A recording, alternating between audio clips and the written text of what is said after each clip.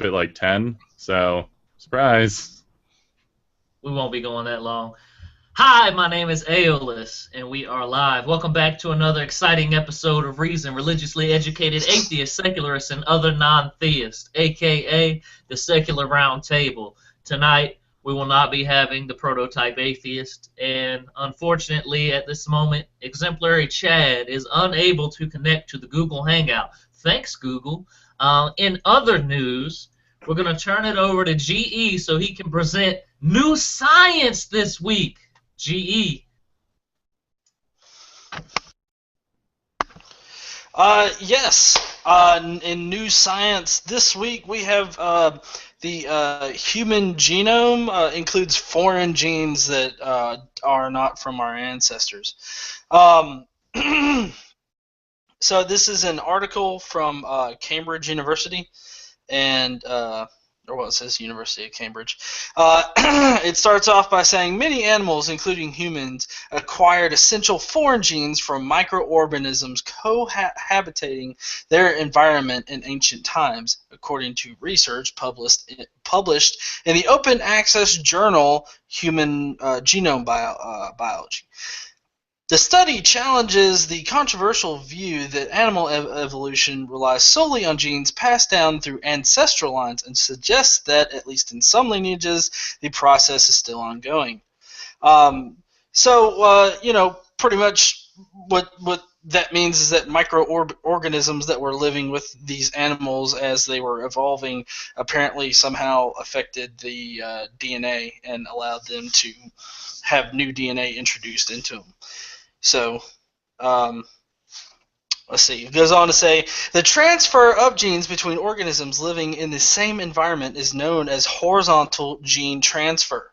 It is well known in single-celled organisms and thought to be an important process that explains how quickly bacteria evolve resistance to antibiotics, for example. Horizontal gene transfer is also thought to play an important role in the evolution of some animals, including nematode worms, which have acquired genes from microorganisms and plants, and some beetles that gain bacterial genes to produce enzymes for digesting coffee berries. However, the idea that horizontal gene transfer occurs in more complex animals, such as humans, has been widely debated and contested. Lead author Alastair Crisp from the Department of Chemical Engineering and Biotechnology at the University of Cambridge said, "This is the first study to show how widely horizontal gene transfer occurs in animals, including humans, giving rise to tens or hundreds of active foreign genes.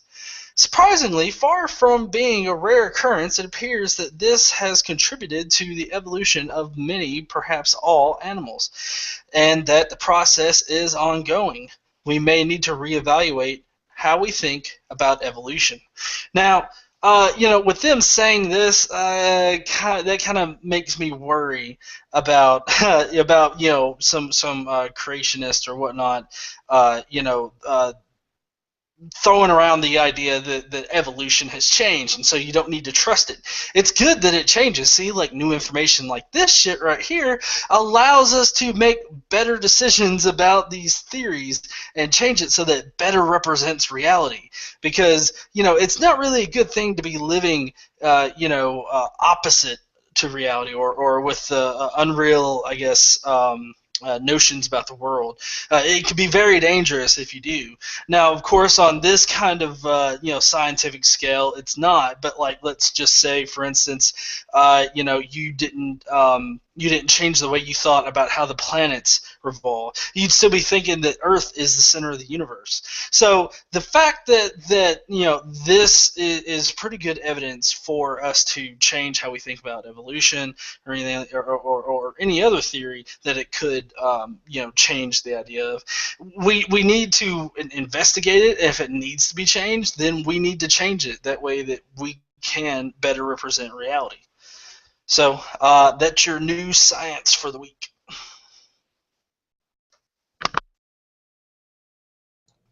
I Okay, always so love when they start.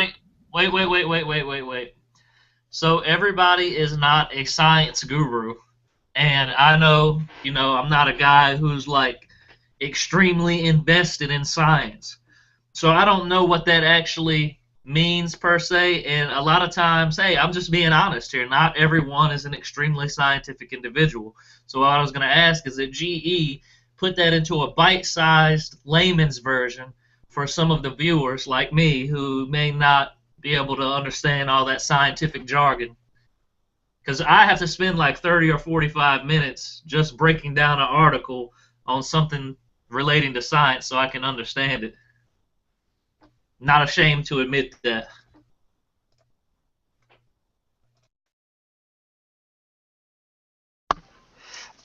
Yeah.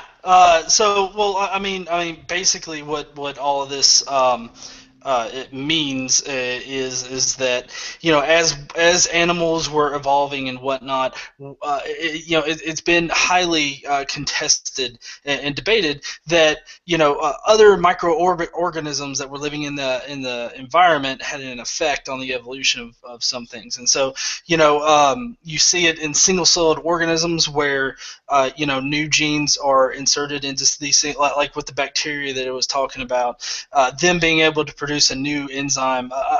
This this comes into the whole realm of that creationists are putting out there, that you can't add information to genes or whatnot. It's pretty clear that you can, and this new information right here says that it occurs way more often in the higher or more complex animals, as well as the single-celled ones. So what you have is that is another possible method for mutation as things are evolving, and so that just tacks on to it, because you've already got the miscopying whenever RNA goes through and copies. That's one possible thing for mutation, and then now we also have this, which is another possible route for mutation as organisms are evolving. I know Dieter was wanting to say something. I hope I didn't fuck up. No, I was just going to comment on a very similar situation that came up a couple months ago. It might have almost been a year at this point, where it was kind of demonstrated that the hormonal environment in utero can actually have an impact on how the baby, like, genetically develops. And this is like Lamarck shit, which is kind of what made it really funny when it came up. Because obviously it's not Lamarckian evolution at all. And for those who don't know, Lamarckian evolution is the one where it's like a baby giraffe literally tries to stretch its neck to reach leaves, and its babies that therefore will have longer necks. That still never happens. But the fact that there's like literal environment changes DNA, that wasn't a thing that we really thought about too much before, which it perfectly goes in line with evolutionary theory. It's just like these sort of things kind of are fuel for people who don't understand the theory to look at it and go like, ha, evolution is wrong, ha. And it's like, no, it's not. We just understand more now, and you understand even less. That's all I had to say. Yeah, and honestly, what you had just said about the Lamarckian type of evolution, that reminds me of that one Bible verse. I bet Aeolus knows it, but it's the one where the guy puts some goats or cows or something in front of a spotted tree, and they start fucking, and then when their kids have offspring, then they're gonna have spots. That sounds a whole lot like what you just said. So it doesn't surprise me in the least bit. I'm just like, wow, there's a quote-unquote science term for it. No, the Lamarckian thing, it was the only thing they could come up with that made even the least bit of sense. But it's because they had no understanding of, like, genetics yet, or environmental attrition, or how anything played on anything having to do with genetics. So they're just like, yeah, you know them fat families are filled with fat kids. That must mean it's genetic completely. Or that family's really fit. That means all of the kids are born fit, right? Yeah. Well, we're scientists. Now, Well, hold on. now you're treading in dangerous territory, because we do know that there are certain body types. We've done studies into this, and we know that a lot of people that have these quote unquote like perfect bodies, have a lot of genetic things going on that gives them the advantage for that body, and we know that it can come from the parents. So you got to be very careful when you travel down that road. Coming from the It's not. fitness perspective here. I know I shouldn't be arguing fitness with Mr. Shirtless Wonder here, but it's seriously, people, his Facebook. It's the most like emasculating thing I've ever seen in my life. But there is, as a matter of fact, some genetic characteristics that can make people a bit predisposed to a certain kind of like fat to muscle to other tissue ratio. But I was talking more of like obesity. I And know. that's, You're that's a always the guy who's like trying to sabotage the main point. So I was kind of playing you there. Oh yeah, because that's all I do. I don't say anything substantive. That's right. You caught me.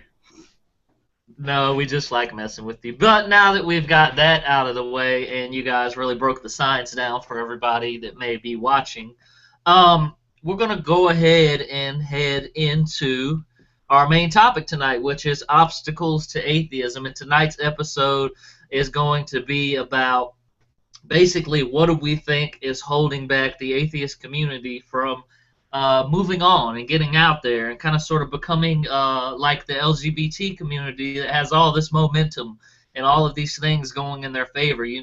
Most likely all 50 states will have same-sex marriages. This year there will be those states like GE State, Alabama, who tries to get rid of all marriage licenses to stop people from getting married. I read that Oklahoma is doing that now. But we're going to go ahead and talk about some things that are specific to our community and how we need to go about changing those things. And who wants to go first? I can start off the conversation tonight. Just this past week, I had a special live Godless Engineer show, and we were discussing assholes in atheism, and to kind of bridge that here, there's a substantial group of atheists out there that are in fact assholes. I know that's not a profound thing to say, but that is one of the things that is going to work against any group out there. And we do have a substantial number of them. I mean, I've got a fairly medium-sized page, I guess, for an atheist page, and I just, it seems like the times that I get the most engagement is when people have a chance to throw hate and vitriol at me. Like if they can jump on and say that I should die, they are gonna fucking do it. And I just really think that in the atheist movement we have a lot of asshole atheists out there, and I think that on one level I can understand them being an asshole or coming out of religion and being an asshole about it or something. But at some point you have to really kind of work past that, and then you got to come into this new not really acceptance, but more like a smarter approach to it, because you can attack somebody and whatnot all day, and that'll just cement them in whatever position they're holding that you want to persuade them otherwise. But if you come at them real strong, I mean, they're not just going to be like, oh shit, you're right.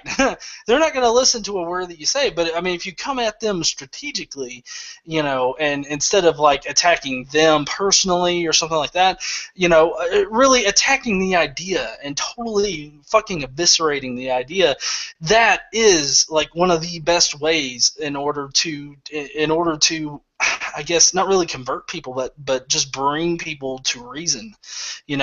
Try to get them to see it, in the light of day, I guess. Really see that belief for the fraud, for the horrible lie that it is. And when you attack the belief, and not the believer, then you come off as such a much better person. I have often been complimented for how I handle certain people. Now, of course, keep in mind that if someone comes out the gate as an asshole and they're not going to bend their assholism at all, no matter how you react, then there's really no help for that person. I mean, they're just there to be an asshole. And I think that these are the kind of people that we need to start fading out of the movement in order to get us to move past. But I will say that, given that atheism, is essentially just one answer to one question, I think it's a testament to how diverse a group we are that we have so many different types of atheists. So it's like, on one hand, I think that we need to start moving past this asshole phase that, we're mad at all this stuff, and we're mad at all the shit that religion does, and then we need to move into a more smarter or more strategic kind of mindset. And so that's all I wanted to say about that. I kind of agree with you on that there. There's this video that I've been working on, which is called The 4 Phases of Atheism. And it basically talks about, as you deconvert from a religion, there's 4 phases that you go through, or you may not go through all 4 because you end up in one of them, never escaping one of those phases. And one of those phases is the anger phase. Or I should probably cleverly word that before the video comes out. So basically, it is the phase where you realize, wow, like the world is completely hijacked by religion, and the only thing that I can do here is to just go out here and attack. And so the online atheist community has become sort of like this place where theists come to die, right? Where atheists generally attack people, and I've seen this, managing a page. I know you've seen it managing a group where somebody says something, and they may have never heard the counter argument to creationism ever before in their life. This is likely. It's likely they've never heard it, and the first thing that happens is atheists go nuts. They're like, "Oh, you stupid ass creator! Oh, you religious! You're so dumb for believing that," and never explaining why.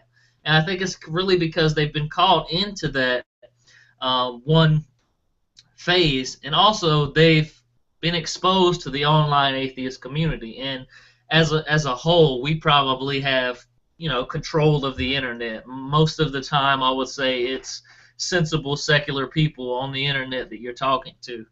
I think most of the time. And what I'm getting at with that is that you kind of need to sort of treat each theist you come into contact with as if this is their first time ever meeting an atheist, as if this is the first time they've ever had a counter argument presented to them. Now, there are some people that have, and they're beyond reason, and you can find that out pretty quickly. And I think that those people, it is okay to berate them and their ideas and ridicule them if they're unwilling to part with them after you've engaged in intelligent conversation and debunked their arguments properly. Dieter, you have anything to say about that?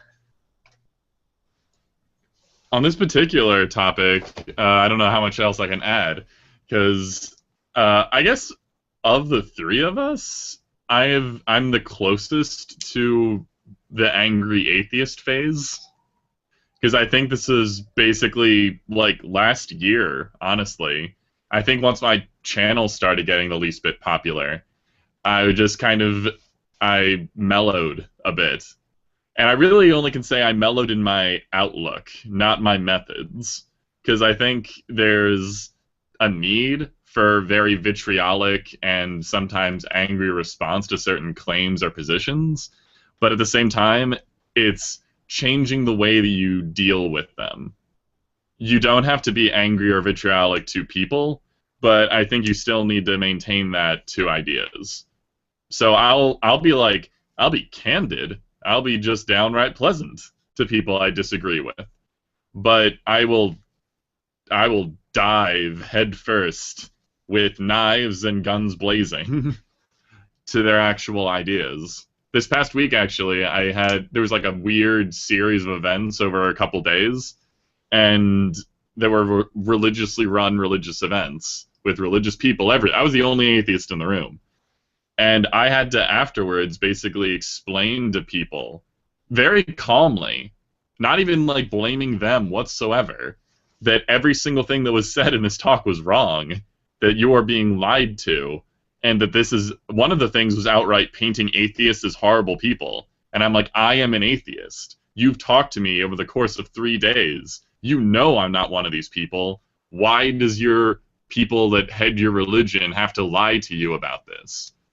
So it wasn't, it's tactic and the way you basically point your energy.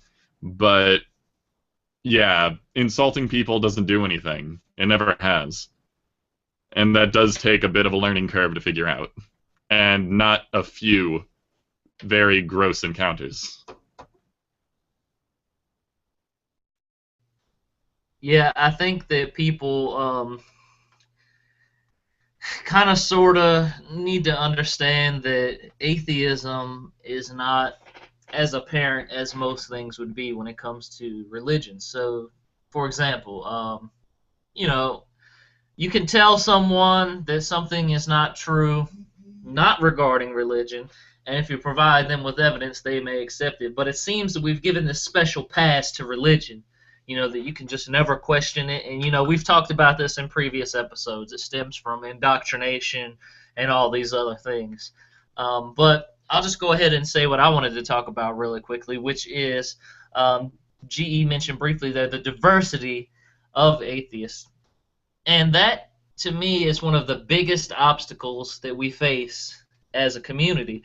And the reason for that is because you have so many people from so many walks of life trying to come together to organize without an actual thing to organize them.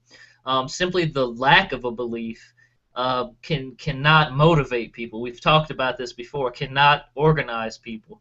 And so we need to be, I guess, more descriptive and more defined when it comes to what we're actually fighting for as a community. If that happens to be anti-theism or maybe separation of church and state.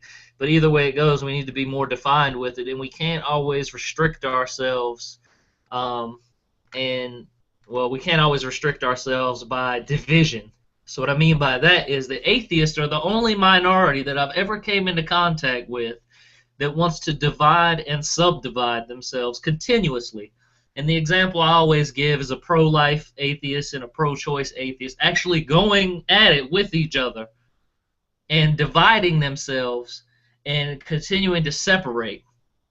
And whether you think that's a good example or not, that's only one. There's so many examples of how atheists do this.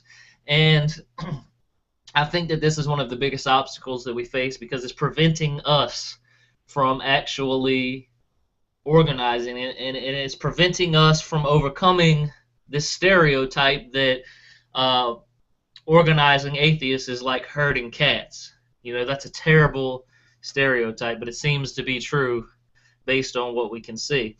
The other thing that I wanted to mention briefly is that as a community, atheists have to support each other.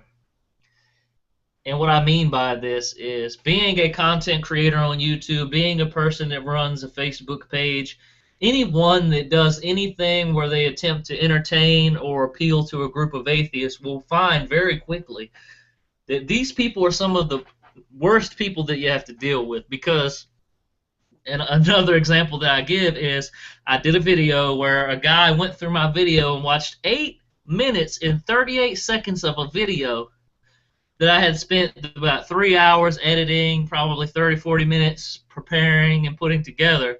He watched 8 minutes and 38 seconds and says, hey, at 8:38 you mispronounced this word. And so I'm like, 8 minutes and 38 seconds of content, and that's all you got out of the video.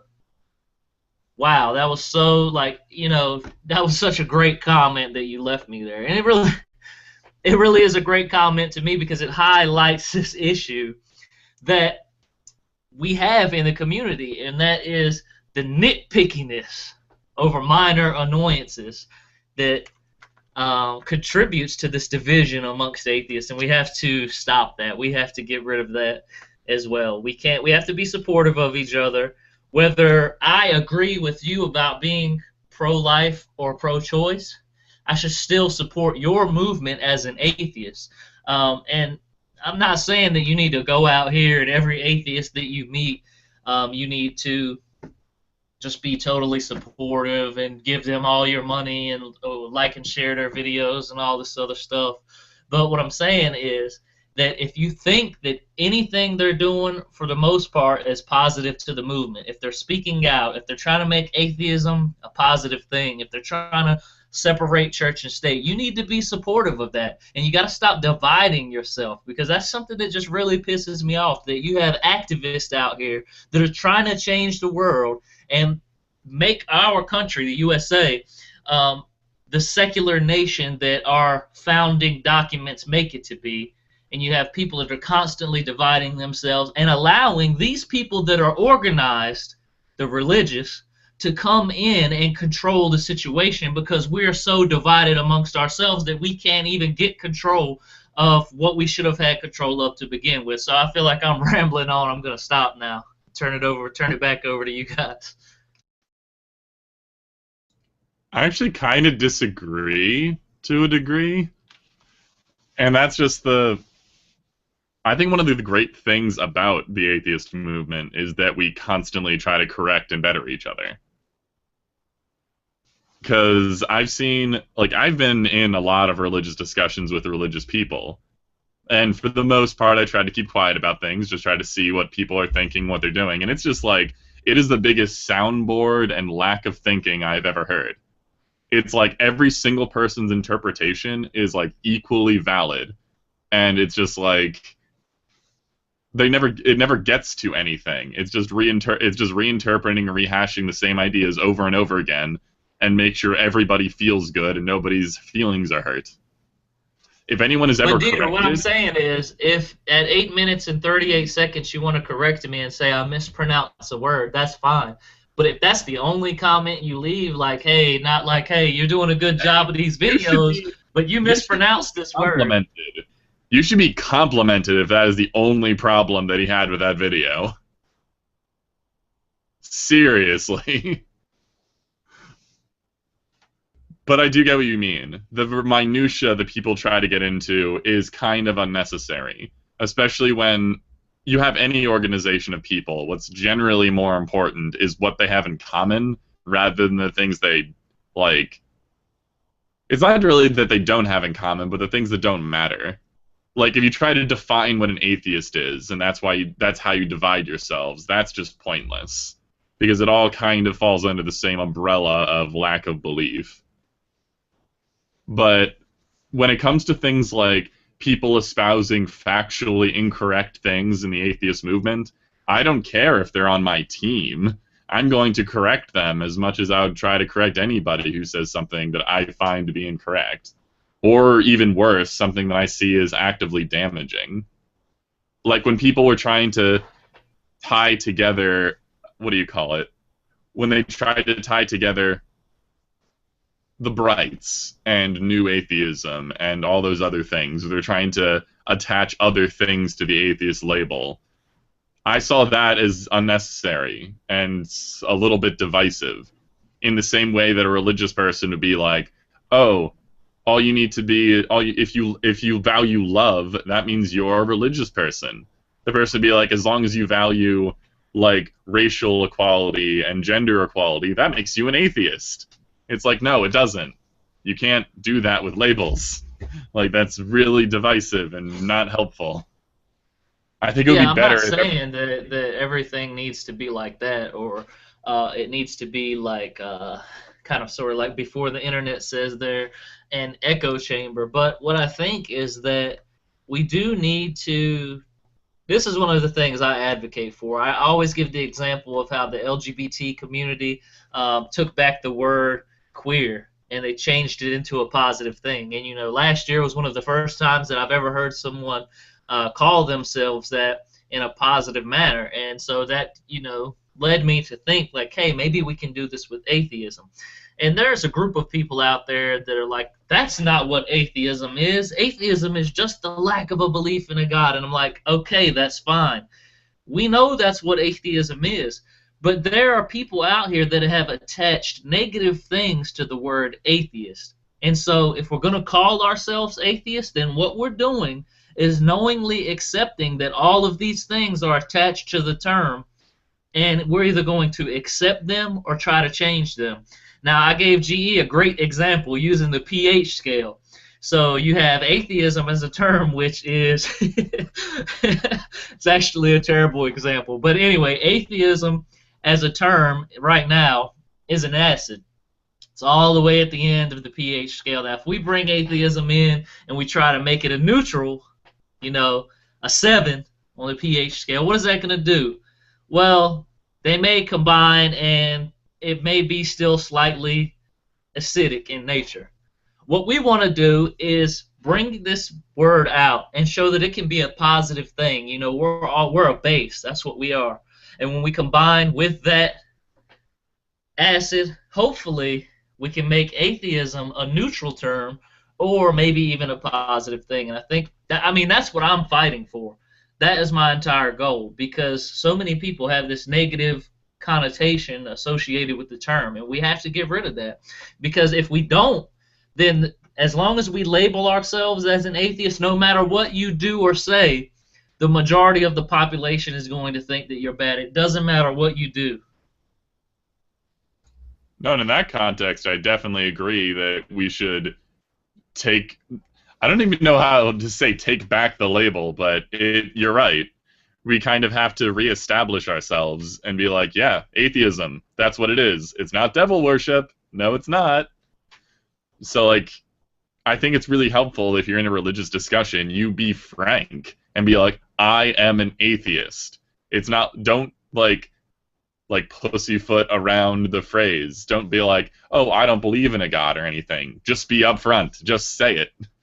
And then in your conversation with the person, as long as their brain is the least bit open to new ideas, which most people are, they would be able to go like, oh, wow, my idea of an atheist was completely wrong. I'm astonished. I could have sworn, and then they'll review their other thoughts about the subject, and huzzah, you reach somebody.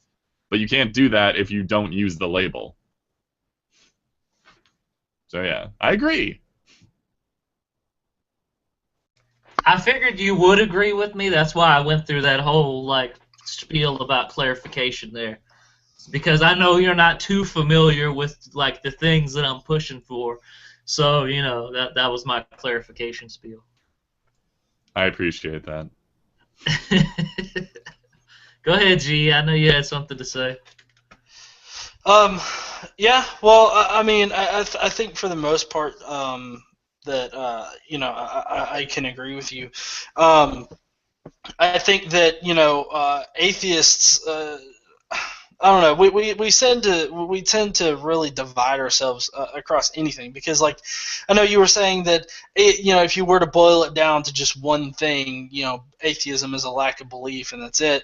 But even in that, people divide themselves, because there are people out there that say, well, I'm not an atheist, I'm just agnostic, and it's like, well, okay, that doesn't really make sense, because you're only describing what you know. So either you're saying that you don't know what you believe, you don't know your belief, or what. But we divide ourselves there. We also divide ourselves in the activism sense too, because there's a substantial amount of atheists out there that don't feel like we should be holding conferences, or we should be having our pages on Facebook or our YouTube channels or whatnot. There's a substantial number of them out there that don't want atheists to be activists, basically, and they regularly come on to various social media platforms, and they tell you straight, you're just being an asshole, or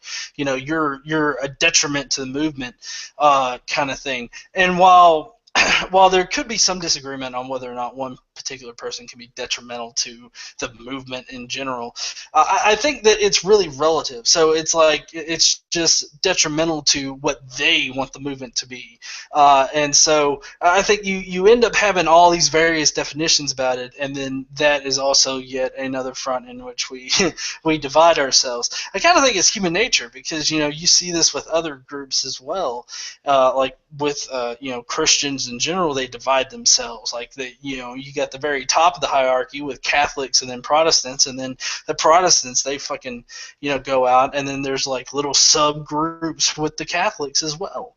So I mean, I think that with any group collectively, I think that you're going to find points where you're going to divide yourselves, and I don't really think that we're going to get past that because I think it's more about us being social creatures rather than whatnot. But that's not to say that we can't work past it and actually start to work together a lot more. I do think that we can do that. I'm just saying that it's not easy, and we shouldn't expect it anytime soon. One of the examples that I commonly give is what we're trying to achieve here is a lot like gun control. And so the analogy that I'm going to give here is that here in America, there's supposedly 8 guns for every 10 Americans. And you have people saying that we need to take these guns away. We need to get rid of all these guns. And this is not me telling you my position on gun control at all. We're trying to bring up the topic of gun control. But it is too late to go take all these guns away. Therefore, we must work with what we have. We can't keep saying, well, if nobody ever had guns, then there wouldn't be none of this going on. We've got to work with what we have. The same thing is true for atheism. We live in a world that's hijacked by religion, and we know that religion consistently harms humanity. I run a Facebook page that's about this. We talk about this every week on the show. And there is nothing good that religion does that cannot be achieved purely by secular means. And so we are in a situation now where we have to stop pretending that atheism is just the lack of a belief in a God and you can't be an activist. We have to stop that. And we have to change the world. We live in a world where religion is the norm, and therefore what would be normal to us, which is just everyone is a fucking atheist, is not what's going on in our world. And we've got to change that. And we can't just keep saying that, oh, well, atheism is just the lack of a belief in a God, so I can't be an activist. And that can't motivate me to do anything. It can motivate you because the world is hijacked and captured by religious idiots who continue to affect other people in negative ways, taking away people's rights, legislating their own interests, and lobbying their interests above other interests of the majority of the people on this planet. And so, basically, as an atheist, as a person who realizes that religion is bullshit and is meant to control the masses, then it is kind of our responsibility to change this. And if we don't, then it's almost as if we're not the problem, but one of the minor parts of the problem. Because the famous saying, I think Maya Angelou said it, do good until you know better. Then when you know better, do better. And that's what we have to strive for as an atheist community. I've always seen atheism as kind of just the starting point. Like, once you shove off what should be fairly obvious to people, that belief in a God, then it gives you the opportunity to focus your energy in other places. So, like, in the same way that you can't really be motivated to, like, do horrible things solely with atheism, you really can't be motivated to do good things solely with atheism either. That's why you kind of have to, now that your mind is opened a little bit more. Obviously, being an atheist doesn't make you like a great thinker or anything. It's kind of a base level sort of idea. Then you can really start thinking. You can start being like, well, damn, if I figured this out, why haven't other people? Maybe it has to do with some crazy indoctrination. And then you just start going into a thought process and being like, maybe this is detrimental. Maybe I can help in some way. Or it could just be the most not important subject in your life, and you'll just be like, oh, I'm an atheist, but who the hell gives a damn? What I'm really stressing in my life is like wage equality or something like that. Like atheism doesn't have to be your entire life, but I think that once it happens, it opens you up to a lot more possibilities, and that's why I think it is rather important. Not to say that people that are religious can't do good things either, but that's a different story. Well, I'd be more open to people believing. Like, I don't have a problem with people believing in God, because I've always said too that atheism is not a motivator, but neither is theism, which is simply the belief in a God. You believe a God. That's cool. That's great. The problem is when you start saying, well, this is what God said to me, and then someone else is saying, this is what God says to me, and then you organize that and form a religion. So I guess, in essence, what I'm saying is I'm against the religion, but you can, I almost don't want to say you can believe whatever you want to believe as long as it doesn't affect me, because I know that from studying psychology, beliefs manifest themselves into physical actions which affect other people. And so I'm almost saying that, no, you can't believe in a God, but at the same time, I'm not saying that. Like, I don't care if you believe in a God. Does that make sense what I'm trying to get at here, Dieter? It's complex. You can give like an asterisk and go like, believe whatever you want, as long as it doesn't harm yourself or others. If you want to think you're like a magical unicorn, as long as your life is fine and no one is harmed and it doesn't harm you, then what the hell's the problem? I think the issue comes in when it can be seen that a belief is harming you or is harming other people. And I agree with you that I don't think that theism in and of itself could really cause harm, because it's kind of like, yeah, there might be something out there. I kind of think that there is. But you could be like an agnostic theist. A lot of my friends are just agnostic theists. Not even like agnostic Christians, just theists. And it's like, okay, that is a conversation that is literally not worth having. Because both of us are going to be like, yeah, I really don't know either. So if they live perfectly productive lives and that's just a non-issue with them, then that's fine with me. If everybody was just some form of agnostic theist as opposed to heavy involved in some kind of religious idea, then I think we'd be a lot better off. I would aim for atheism altogether, but if people aren't comfortable with that, then they have to come to that on their own. I don't know. I usually like to argue that, any belief that doesn't comport with reality could or they all have the potential to be dangerous. So, while you're like, for instance, while people that or whatnot may not implement this unicorn theology in order to, let's say, stab people in the face, that doesn't mean that somebody can't use it for like for some reason. I'm just saying that even the most minute beliefs that don't comport with reality can be twisted and used in ways that could hurt people. So it's kind of like I don't know, because I got a lot of heat. A lot of people saying things that you were just saying to me when I was criticizing New Age beliefs. People were going to be like, well, she's not hurting anybody. It was a meme of a woman, was criticizing her beliefs. And it's like, well, as long as she don't hurt nobody. But in the New Age movement, you have groups of people that are teaching others that, it's like, oh, okay, well, if what you just need to do is forget that your boyfriend raped you. Just forget about it. Think happy thoughts, and you'll be good as rain or golden, whatever. And so I just feel that even the most minute beliefs, even the beliefs that you think are very positive to somebody, if they don't really comport with reality in some sense, then I think that they could potentially be very, very harmful. I agree with you in essence, but I guess if nothing else, I would prefer that to like hardcore Christians everywhere. But even then, this is the trend right now anyway. What is it? It's like 7.5 million people since 2009 have become like non-religious as opposed to atheist. I'm brutally those are not the right numbers, but it's some large number of people in recent years have shown a very distinct trend. That's the right number. And, oh, you have it? All right.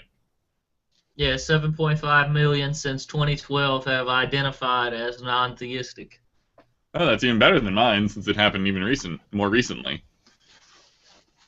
But yeah, so that is the trend, and I think that means that it's going in a very positive direction. People are starting to be like, you know what? The religion aspect doesn't really make sense. So it seems like the agnostic or Gnostic theism is kind of a stepping stone to outright atheism. But I guess the data, we'll see if that's actually true. Well, I guess, Dieter, what I was really mentioning before was, you were saying that as long as somebody's belief doesn't... What? Oh, sorry, I'm laughing at the chat. This guy's talking about Dieter in the chat.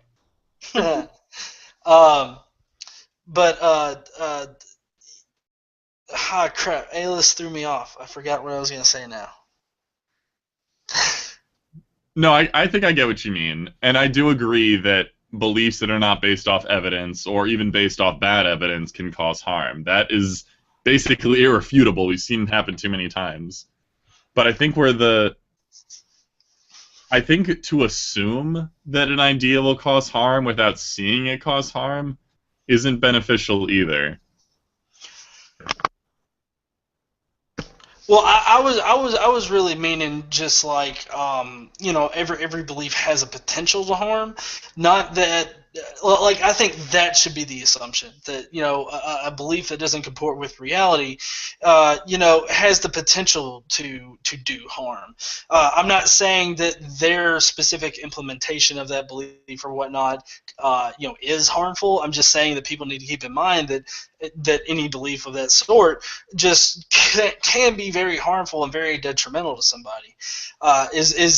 So it's the I guess the a lot of people have this mindset that, well, these beliefs are just so good and wholesome, they just can't harm anybody. But I really think that people need to leave themselves open to the possibility that people can find their way through and actually make those beliefs be harmful. Like let me give you an example.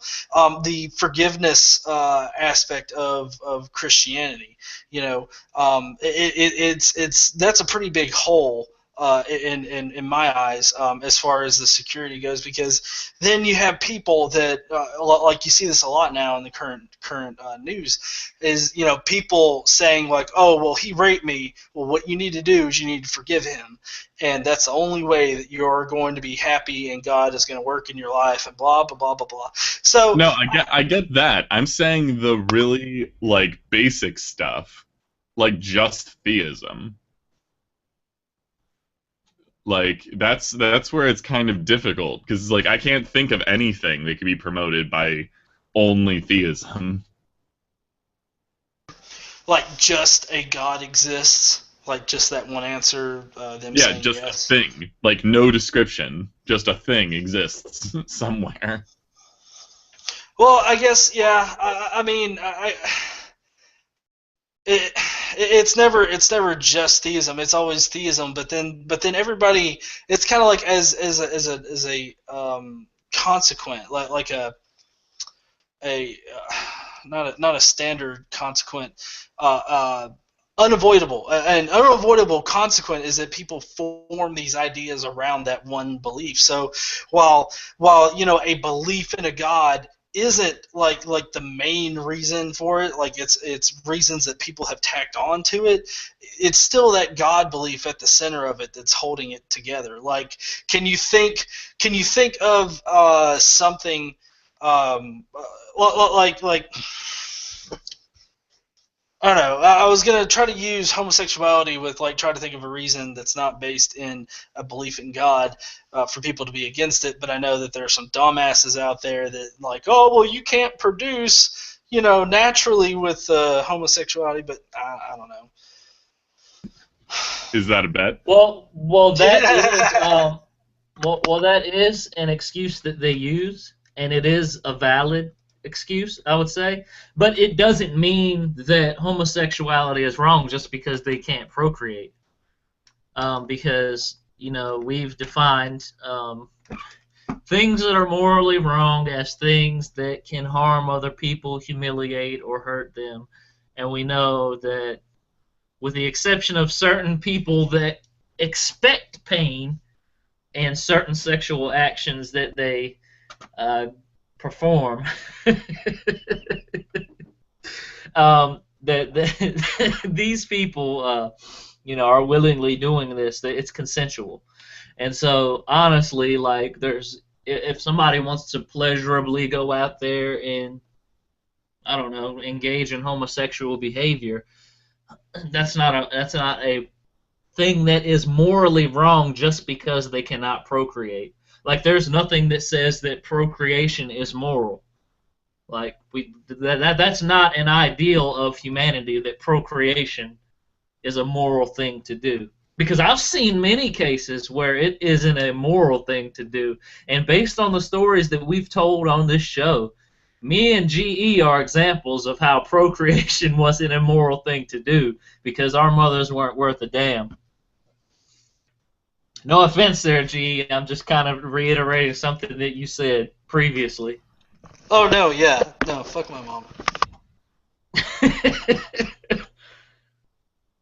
All right, well, what we're hoping for is that you guys can take some of these things. Maybe you learned something here tonight. Maybe you probably didn't. I was over here laughing too much at the comment section towards the end. But what we want to do is to first make atheism a positive thing, because right now it's a negative thing. And then what we want to do is we want to use that to change the world. And as Dieter said, maybe atheism is just the starting point for you. Great. If that's the starting point and you're going to be an activist, we will support you. Personally, I will support you if you're doing something that benefits other people, whether that be philanthropy or engaging in protests, debates, anything like that. You're going to get my support. Now, constructive criticism is totally different from what we were talking about before, where you go, aha, you said motherfucker at 11 minutes and 22 seconds. Therefore, everything you said is invalid. It's something different. That's not what we're talking about. Those people are usually just trolls. Gee, did you have something you wanted to say there? I know you encountered that with your logical fallacy series. Oh, well, yeah, I did. On a lot of my videos, I'm not afraid to cuss, obviously. So, I had a number of comments that were like, you need to tone down all the adult language. I was like, I'm sorry. I'm really sorry that you're too sensitive to have an adult conversation using adult language.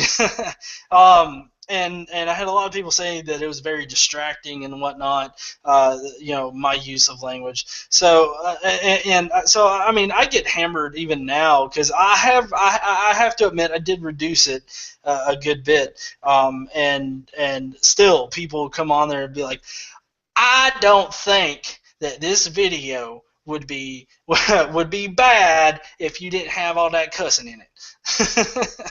So. Yeah, you're going to have people nitpicking about just random shit that you do. So, I don't know. It doesn't surprise me anymore. All right, so those things are the obstacles to atheism. And with that being said, we're going to go into my favorite segment of Reason, Hypocrite of the Week! Woo! This week's Hypocrite of the Week is going to go to the one, the only, Creflo Dollar Bill, y'all, because recently he has asked his followers, 200,000 of them, to give $300 each so that he can get a brand new luxury jet, a $65 million airplane that's going to transport him around the globe so that he can proclaim the word of the only Lord and Savior, Jesus Christ. Not using $65 million to perhaps home the homeless and end world hunger. Huh? What are you saying there, Alice? Anyway, let's go ahead and go. We're going to watch this very, very sad video that you guys are probably not going to want to watch, but we're going to do it anyway. Here we go. Let me know when you guys can see it and hear it. Oh, it's playing in my headphones, so let me fix that real quick. Technical difficulties.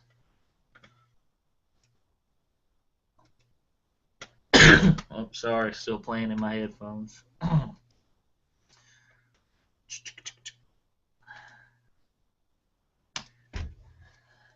Okay, still playing in my headphones.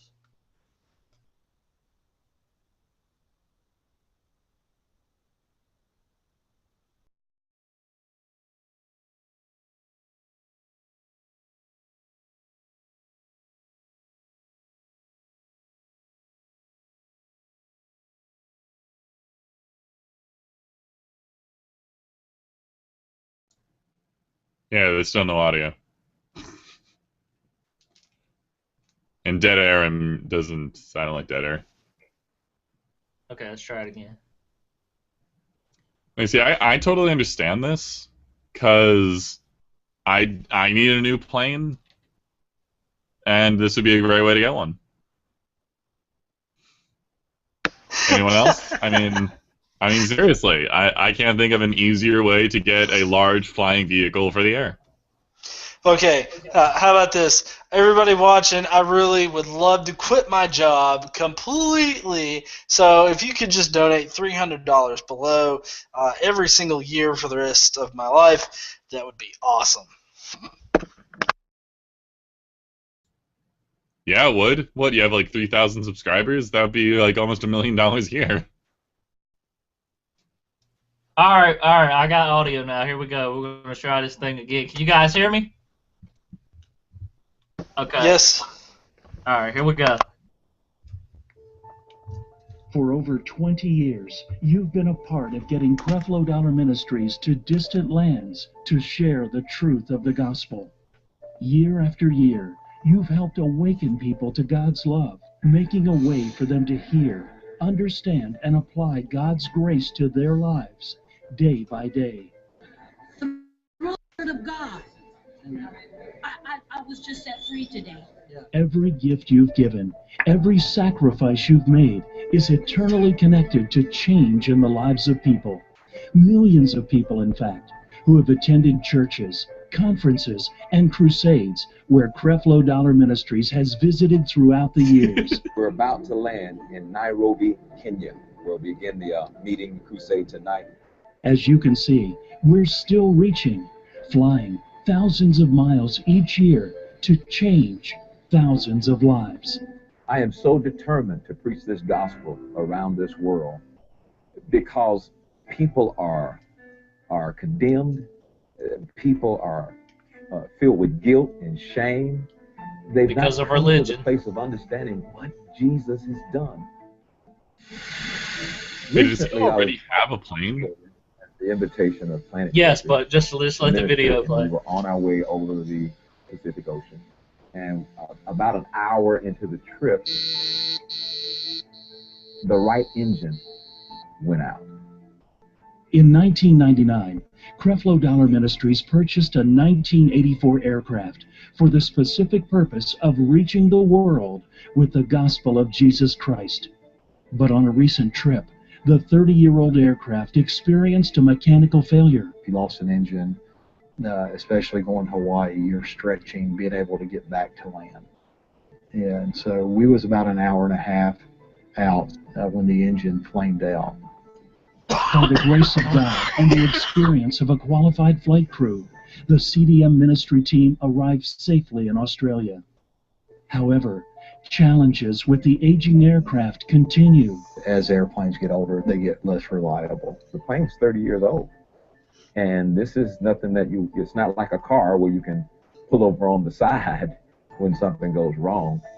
And I knew it was time to begin to believe God for a new airplane. And in late 2014, Taffy Dollar and the Dollar's 3 daughters were aboard the aircraft. Set to depart London and return to the United States, a mechanical issue caused the plane to skid off the runway and leak fuel. They were forced to evacuate. Accidents like that end up in an explosion. But there was a grace working on that airplane and brought my girls back home to me. You understand what I'm saying? All right, I'm going to cut the video short because, we don't want to listen to all this nonsense propaganda. But first, before you go, there's something that I wanted, before you mention that, there's something I want to mention here. And it's that this pastor made this video. He's asking these people for this money. And he mentions that the girls in the video were over in London doing something non-pastorally ministry related, whatever. It wasn't related to the ministry. And also he mentioned in the video that him having this jet would allow him to feed the hungry and help the sick and things like that. And there's one passage that I want to read real quickly, and it comes from Luke 18 and 25. I'm going to pull it up here. Go ahead, Dieter, and say what you guys say while I'm pulling this up, because I want to quote it verbatim. Okay, so the thing I wanted to say was, for everything he's been describing he wanted to do, you can use commercial fucking airlines. There is no reason to have your own private plane to do anything. So when he's like, oh, we need a new plane. No, you don't need a new plane. You never needed a plane. You want a plane so you can fly in comfort and alone and whenever you damn well please. That, and apparently for things having nothing to do with your actual administration or whatever it is you were doing. So this is just bullshit from the start. I like the passage now. I've got the passage. All right, then G can go. Let me just read this so we can see what his Lord and Savior Jesus actually said 2,000 years ago. We'll refrain from arguing the actual existence of Jesus here because it actually benefits us in this situation to assume that he actually said this, whether he did or not. But anyway, he believes in this Jesus character from the Bible, and he actually says in Luke 18 through 25, a certain ruler, this is a person that came to Jesus and wanted eternal life and asked him, so there's the backstory, how does he obtain eternal life? And this is what Jesus said to him. So here's the story. A certain ruler asked him, good teacher, what must I do to inherit eternal life? Why do you call me good? Jesus answered. No one is good except God alone. You know the commandments. You shall not commit adultery. You shall not murder. You shall not steal. You shall not give false testimony. Honor your mother and father. All these I've kept since I was a boy, the man said. When Jesus heard this, he said to him, you still lack one thing. Sell everything you have and give to the poor, and you will have treasure in heaven. Then come, follow me. When he heard this, he became very sad because he was very wealthy. Jesus looked at him and said, how hard is it for the rich to enter the kingdom of God? Indeed, it is easier for a camel to go through the eye of a needle than for someone who is rich to enter the kingdom of God. So apparently this pastor, Creflo dollar bill, y'all, did not get the memo. And so he's reaching out for this. Now my guess is that he's a hypocrite, like most televangelists, and he's fleecing the sheeple out of their money while completely contradicting what the Bible and Jesus supposedly said. G.E. Well, on your note there, Alice, I know that some people like to argue the point that the eye of the needle reference is actually referencing some kind of gate or something to Jerusalem, and so that's what Jesus was talking about. I know that that's the reason why I'm bringing it up. I know that you're very educated in this realm. So I mean, what do you think about that argument? That is not the first place where Jesus and or the Bible teaches against accumulating riches in this world. A quick search can probably find hundreds of passages in the Bible where the Bible talks about do not store up treasures for this world and put them in the next. And there's many times where Jesus said, give everything you own to the poor. I quoted from Luke. Also in Matthew, he says the same thing. He mentions in a parable where he talks about the guy who is in Abraham's bosom, and there's a guy in hell. And the guy in hell was actually a rich man who did not give anything to the homeless man that lived outside of his home. And so that's why he went to hell. And so there's a whole parable about that. And so there is this unified teaching that accumulating wealth is a bad thing in the Bible. And it's not just what Jesus said either. And the emphasis that I put on the fact that Jesus said it is because he is claiming that Jesus told him it was okay to get a $65 million aircraft. That's the most ridiculous thing I've ever heard. The aircraft that I want, I'm in aviation now, I'm trying to become a pilot, is a Cessna Mustang. Pretty great aircraft.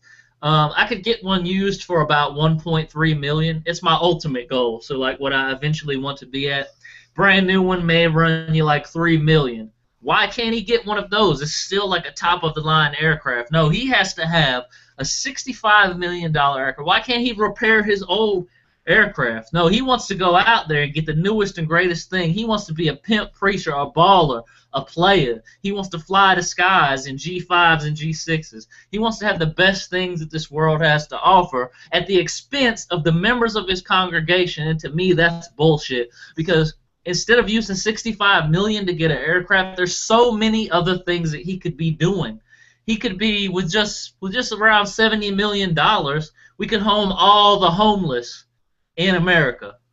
That should be something that he wants to do. It's something that his Lord and Savior requires his followers to do. You're not to have any wealth. And the people that live now have way more wealth than those people had. Those rich people of the past were like the extremely rich. Like, we are the 1% compared to those people that were in the past that were rich. So all of these things that people have, these Christians that call themselves Christians and are supposed to be Christ-like and following Christ, these things that they have like cell phones and internet access and nice clothes and homes, you're not supposed to have that according to your Lord and Savior that you supposedly follow. You're supposed to give all of those things up. You're supposed to turn against your mother and father. You're supposed to love nothing except Jesus Christ and follow him wholeheartedly. So don't give me that bullshit about you're trying to do something in the name of Christ or Christianity if you're not actually fucking following it, because that's something that really pisses me off, and that's why you're a fucking hypocrite.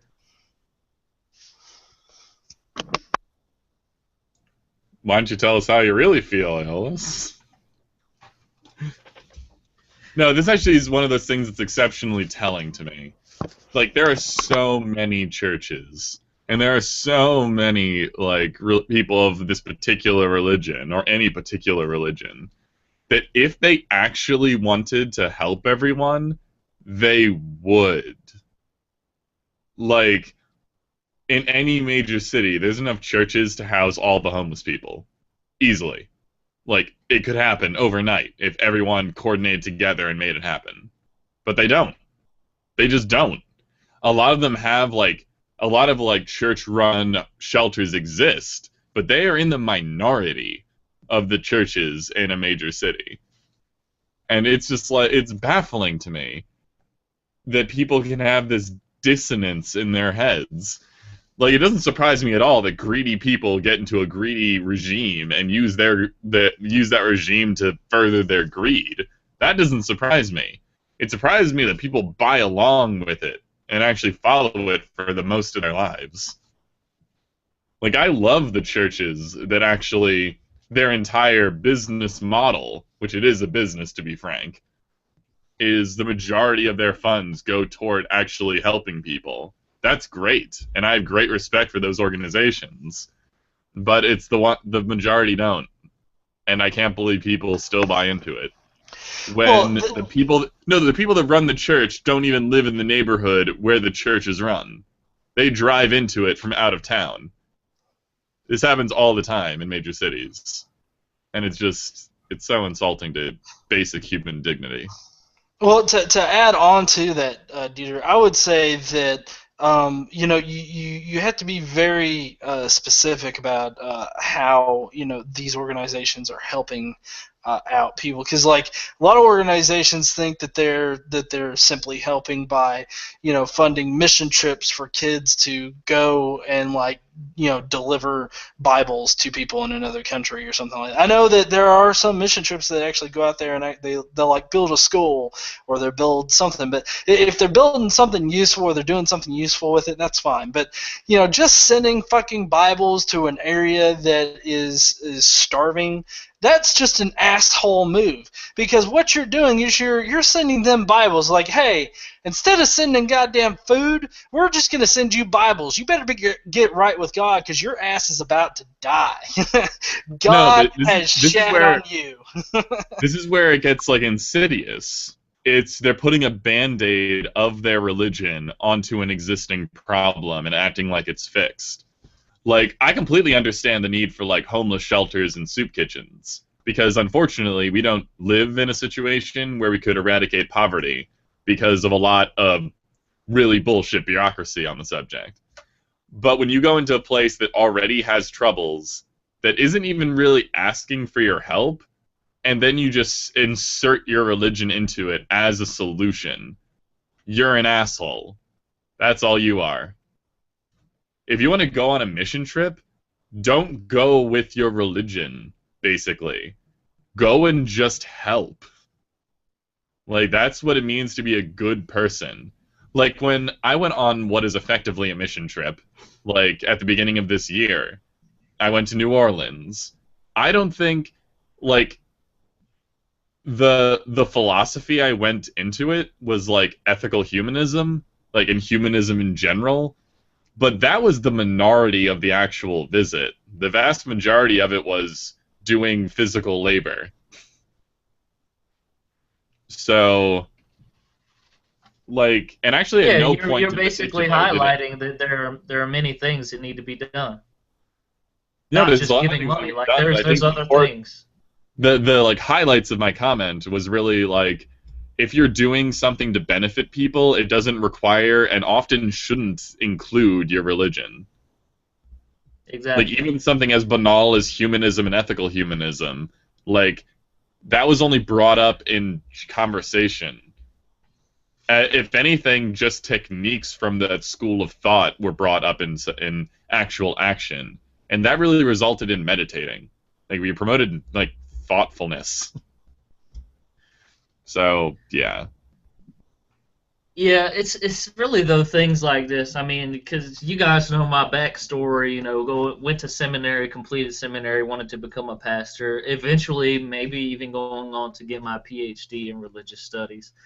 I really care about stuff like this. Like, I hate to see people misleading other people for any cause, for any reason. It's very harmful to humanity, and it just is so in opposition to our goal as humanists, where we want to make the world a better place for everyone.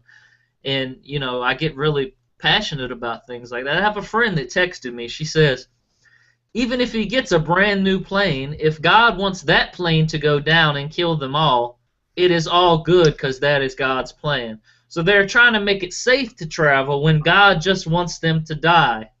God is not going to be happy. So basically with her comment, she's saying that it's not actually that God wants him to get a new plane. It's that actually that God is trying to take him out.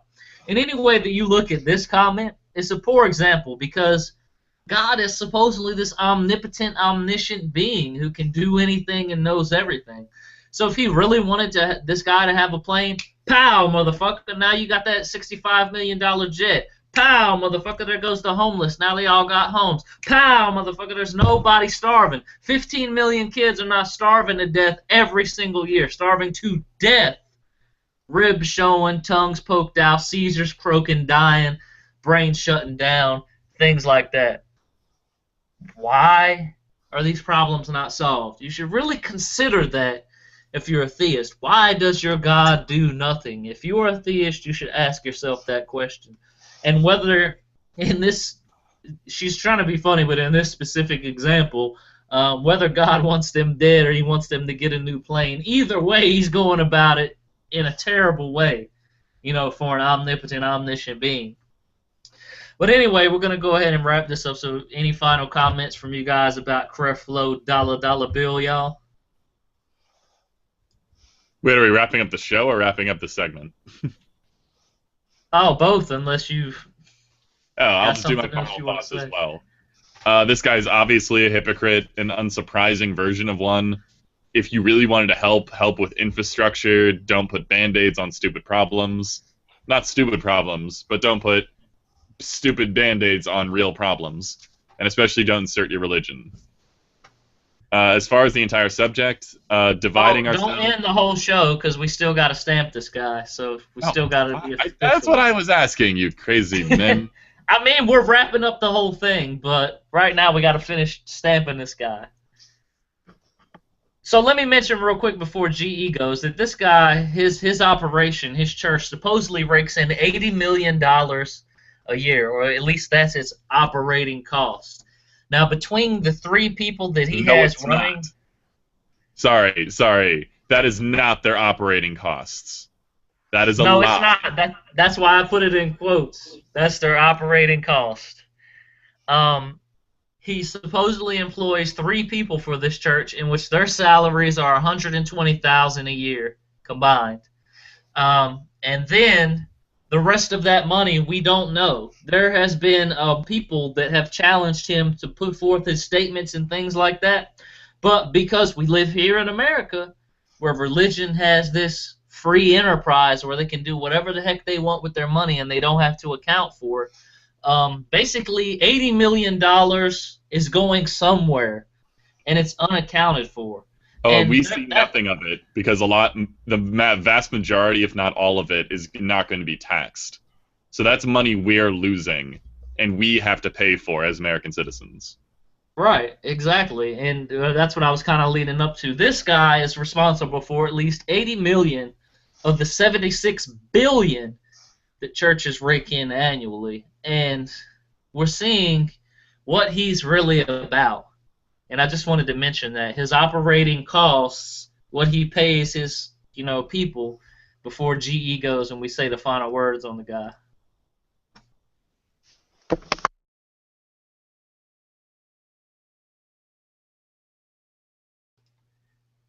GE, you gotta unmute. You muted yourself. Crap, sorry. This guy is definitely a hypocrite, of course.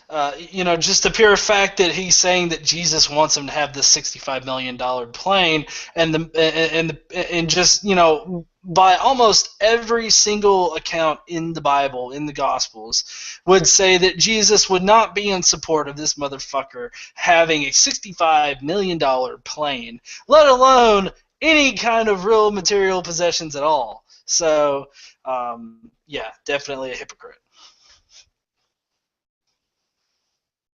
All right, yeah, I've said my spiel on this guy. I got really irate and passionate there about it, but that was an important thing, and we need to continue to expose these people that are supposedly the moral predecessors of all of humanity, the people that are representing us to God, and the people that are speaking for God to us. You really got to ask yourself some serious questions about these people.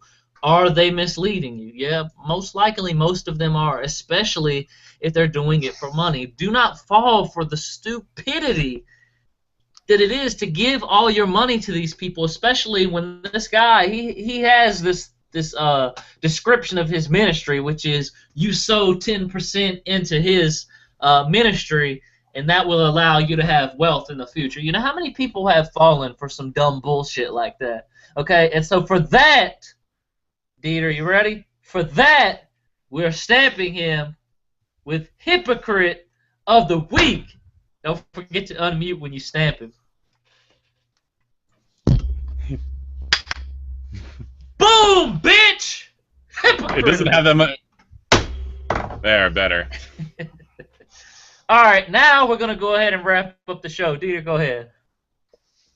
Okay, so dividing ourselves for arbitrary reasons is not beneficial, but it's not necessarily detrimental, in my opinion. Because I think if we align ourselves with things we have in common, we can reach common goals. But if we're still able to point out to each other the things that are not supported by evidence or not supported by good arguments, blah, blah, blah, then we are going to have a more, I don't know, mutually beneficial group. That being said, do it respectfully. There's no reason to get super personal about things. And use the foundation that you've built up with your atheism and skepticism, rather, to really focus on all of your other ideas. It's just a base. It's really nothing special to figure out that there is no reason to believe in a God. So use it and keep moving forward.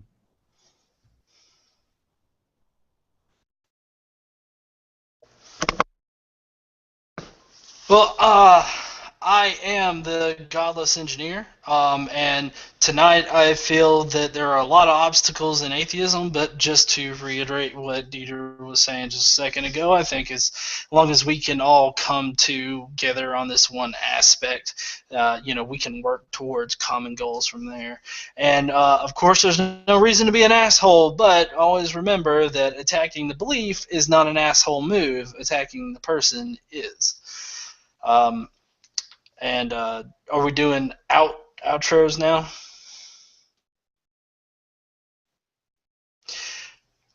And like I said before, I'm the Godless Engineer. You can find me here on YouTube. Just go to Godless Engineer.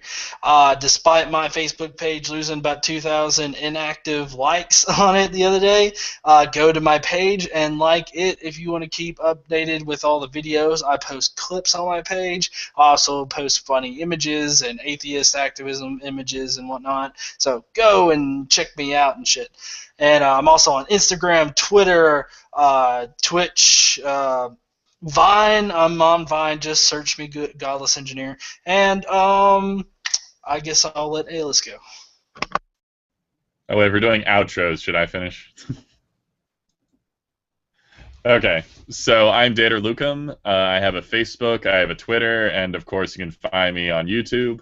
I primarily do debunking videos where I find a video, article, or situation that I don't like or agree with and brutally tear it to pieces for all of your amusement. Apparently people like that sort of thing, and so do I. I am wildly less popular than these other people, so you should all go to my page and like me as relentlessly as you like these guys. I also have a side page, Determined Light, where I focus on depression stories and techniques to help with depression. I think that's beneficial in its own way. I also have my own show that is on sometime during the week. It doesn't matter. You'll find it off of my channel. Godless Voices, it's cool stuff. And I guess as a final note, be as skeptical as you are with your ideas toward religion as you are... Wait. Be as skeptical towards everything in your life as you are toward religion. That's right. Aeolus. And that's a good thing to mention because I've noticed that atheists who tend to be skeptical of religion are almost not as... They don't apply that skepticism everywhere else. And so, I always give the example, I have a coworker who thinks aliens built the pyramids, but she's an atheist. And so, anyway, not to get too sidetracked, I'm Aeolus, your host, a.k.a. your favorite atheist, and if I'm not, then I will be. Don't forget to check out these guys' channels. Also, the Prototype Atheist is not here, but don't forget to go check out his channel. Exemplary Chad just released his second video, so you guys go over there and check that out. Don't forget to give him some likes and subscribes. And, as a final note, all I want to say about obstacles to atheism is before you act, think about what you're doing and ask yourself, does this promote atheism in a positive way? Is this comment I'm about to leave? Is this discussion I'm about to have? Is this debate I'm about to engage in? Is this theist that I'm about to attack? Is this promoting atheism in a positive way? And then if it's not, you should really consider whether you should move forward with that action. You guys have a good night. Don't forget to think skeptically and stay godless. Keep calm. It seems legit. And as always, thanks for watching. Reason.